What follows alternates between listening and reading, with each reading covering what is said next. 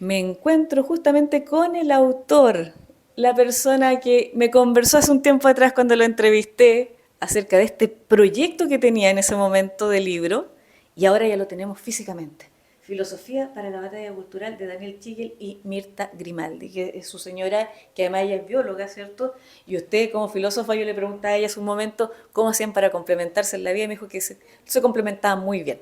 Y como familia funcionan perfectamente porque los hijos, decía ella, son primordiales para dar opiniones cuando tienen alguna duda con respecto a algunas cosas que están haciendo, tanto para el libro como en el diseño, me comentaba.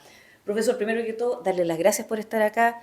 Nos conocemos por fin en persona, yo Sí, ya lo había entrevistado hace un tiempo atrás y ya me había anticipado este libro justamente y me lo había mencionado. Yo en ese momento cuando lo estaba entrevistando yo no sabía del libro, después supe del libro cuando usted me lo dijo y, y encuentro genial poder verlo físicamente esto, un proyecto que seguramente lleva mucho tiempo, me gustaría saber hace cuánto lo tenía en su mente, elaborándolo como idea y el verlo ahora físicamente, ¿qué le parece a usted?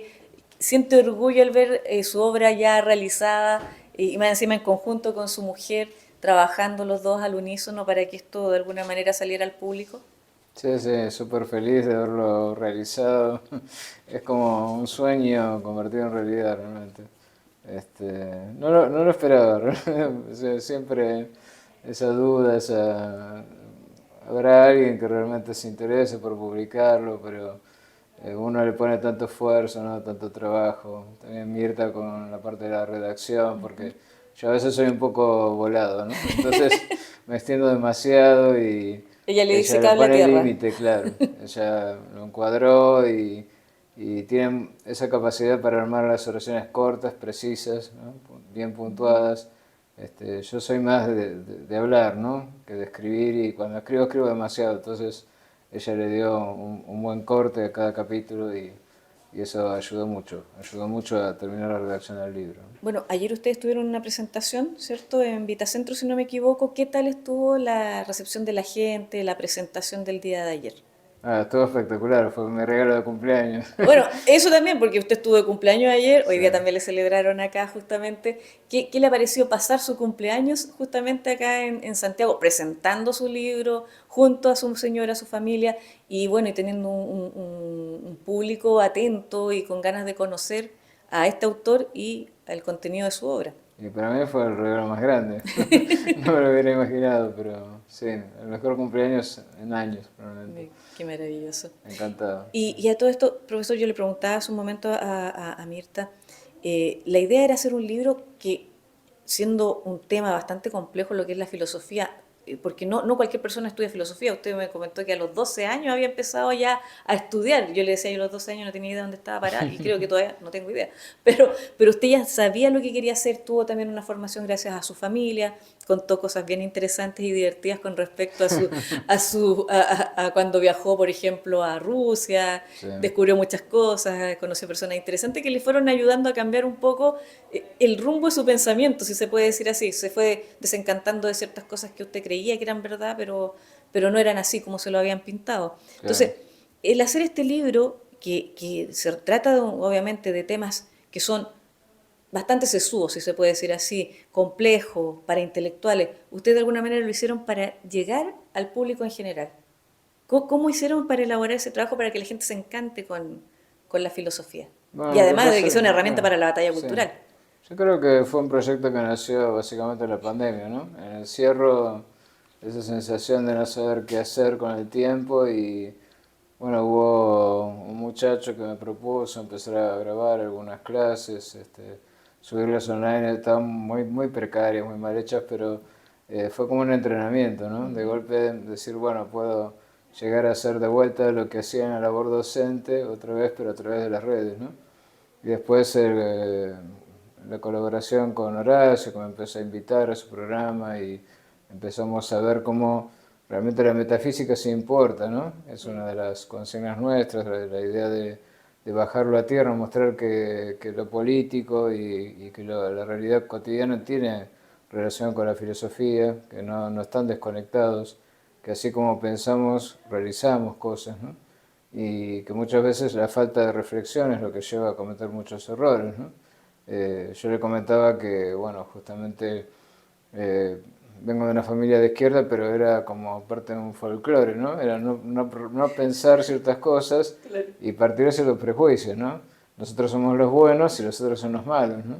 Y después al conocer a Mirta y que era de otra orientación política y tener que empezar a repensar, ¿no? Todos estos temas también desde el amor, de la confianza, eh, hasta realizar esa unión matrimonial, ¿no? Y después la crianza de los chicos y entender también cómo todo este movimiento de izquierda se iba volviendo cada vez más oscuro, ¿no? Confuso, medio demoníaco Además. y querer, digamos, de alguna manera cambiar ese rumbo y también la preocupación por la educación de nuestros hijos y todo eso, ¿no? Y en realidad el libro es como para mí una manera de volver a hacer pedagogía, que es lo que yo hacía básicamente, porque pienso que uno realmente entiende algo cuando lo logra explicar, ¿no? Cuando lo logra transmitir.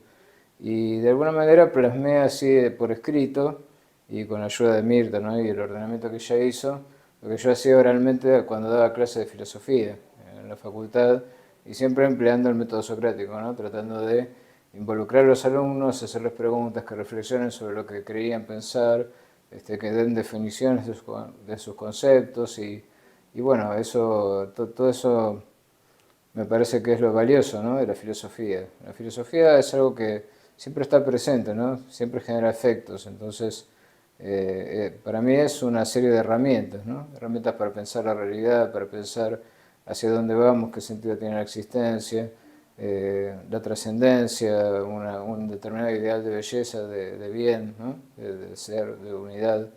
Y bueno, eso es básicamente lo que me sirvió como guía, ¿no? Como guía racional hacia la trascendencia. Bueno, yo lo he visto usted con Horacio, también ahora está con Artistas Libres, en algunas ocasiones he estado con Sí. ellos, han tenido muy buenas tertulias, pero le quería preguntar también, ¿a usted echa de menos un poco la docencia, el estar en frente de los alumnos de manera no virtual, sino que de persona a persona, de tú a tú? ¿Le echa un poquito de menos eso? Porque la otra vez usted me comentaba que estuvo un tiempo en la universidad, pero después ya, por ciertas razones, tuvo que salir de ahí. En el fondo lo hicieron salir de ahí, y por un asunto ya bastante burdo, si se Sí, puede decir el así, político universitario, de por una cuestión peleas entre... Sí. política. Entonces, ¿echa de menos un poco las aulas o considera que también el espacio virtual es un buen lugar donde usted puede de alguna manera entregar lo que usted conoce, conversar con los alumnos, con los estudiantes y bueno, y obviamente escribir, que eso es una de las cosas que también le gusta? Sí, la virtualidad de alguna manera me permitió volver a ser docente, pero sí, se echa de menos, se extraña que te digan el profe. El profe. Y eso sí, un poco de nostalgia genera y es cierto que era, bueno, complicado tener que atenerse a los programas y poder introducir un pensamiento propio en medio de una estructura que ya viene prearmada, ¿no? Preajustada para una determinada finalidad, porque uno tiene que seguir programas oficiales y demás. Pero yo siempre traté de poner lo mío dentro de eso, ¿no? En la medida que no estaba vigilado podía agregar algún tipo de reflexión que no estaba dentro del programa oficial, ¿no? Que tenía que dar. Pero sí, extraño un poco la docencia, sí. Quería preguntarle por último, lo mismo que le pregunté a Mirta, tres razones para que la gente adquiera este libro y que debería tenerlo en su casa, porque debería estar de cabecera en este momento para toda la familia. ¿Cuáles serían tres razones para que la gente tuviera este libro en su hogar? Bueno, una razón es que llevó mucho trabajo hacerlo y Buena que, razón. y que realmente vale la pena tenerlo y aparte es una fuente de conocimiento que para mí es fundamental porque es como lo dice el nombre de la editorial, un legado, ¿no? Nosotros queremos legarle a la gente lo que hemos aprendido, lo que hemos enseñado, lo bien que nos ha hecho estudiar a estos filósofos y sus pros, sus contras, las cosas buenas y malas que han tenido. Y siempre se actúa desde donde se piensa, entonces uno no puede amar lo que no conoce, ¿no? Como se suele decir, entonces no sé si di una, dos o tres razones, pero bueno, son las razones fundamentales. Y también para poder leer y entender los libros de la nueva derecha, me parece fundamental porque siempre empiezan con un primer capítulo que es filosófico o antropológico, pero no pueden detenerse a desarrollar en profundidad cada autor. Y tampoco a los del enemigo, ¿no? Entonces, la idea era abarcar toda la historia de la filosofía e ir más allá de donde suelen ir los textos, que se tienen generalmente a fines de la Edad Moderna o principios de la contemporánea. El más conocido, que es el Manual de Carpio, que se usa mucho en Argentina, llega hasta Heidegger, porque bueno, es lo que él llegó a conocer, y faltan los autores más actuales, ¿no? Los más contemporáneos, que muchas veces son polémicos y digo, merecen crítica, pero también han generado efectos y han sido causa de lo que vivimos hoy en día. Entonces, para poder entender en qué situación estamos, tenemos que entender cómo se ha pensado, ¿no?, de esos autores para llegar a esto que tenemos y a partir de ahí cómo poder transformarlo, ¿no? Si no, uno no conoce la causa que genera determinado efecto, no puede modificar la causa para modificar ese efecto, ¿no? Profesor, le doy muchas gracias de haberme dado este instante para conversar con usted. Nuevamente bienvenido, disfrute lo que queda de estancia acá en Chile, espero que lo hayan tratado muy bien y además que pasó un cumpleaños acá, así que nuevamente feliz cumpleaños y que de aquí en adelante tenga más cumpleaños acá en Chile y con este tipo de libros para nosotros para poder dar la batalla cultural. Ojalá, ojalá. Muchas Muchas gracias. gracias.